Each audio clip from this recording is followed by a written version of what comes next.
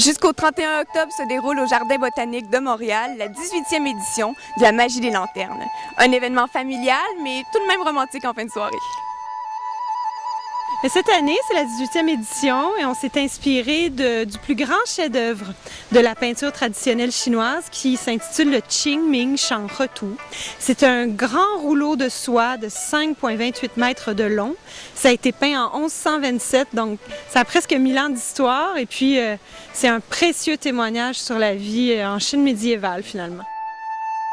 Quel genre de clientèle ça l'attire, un événement comme ça? Tout genre de clientèle, je vous dirais, c'est un événement qui est très populaire auprès des familles. On vient en famille, petits et grands, pour admirer ces lanternes-là. Mais un petit peu plus tard dans la soirée, là, vers les 21h, 21h30, on a aussi des amoureux qui viennent profiter de la magie de l'endroit. Ce qui est bien avec le Jardin de Chine, c'est que vous avez un plan d'eau extraordinaire qui nous permet vraiment de faire un jeu de lumière. Vous allez voir l'effet de miroir, c'est vraiment de toute beauté. C'est un événement qui est absolument féerique. Je suis peut-être pas objectif, mais je veux dire, tout le monde devrait venir voir ça. Je veux dire, c'est tellement prenant. Le reflet sur l'eau et le détail des lanternes sont faites à la main, qui sont assemblées, sont faites en Chine par des artisans qui arrivent ici.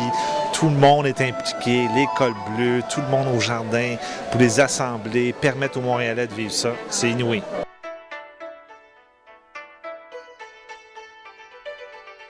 La magie des lanternes attire à peu près 250 000 personnes par année. C'est une fréquentation importante. Je pense qu'ils ont vraiment réussi leur pari. C'est un bel exemple de la collaboration entre le Québec et la Chine. Je suis déjà venu il y a de cela 2 ans, mais je ne trouvais pas ça aussi coloré et aussi grandiose. Si je suis fidèle à la magie des lanternes, c'est que je trouve que c'est un événement vraiment exceptionnel. Je me sens en voyage dans ma ville. Je trouve qu'il y a une poésie. Les personnages flottent et marchent sur les eaux du bassin.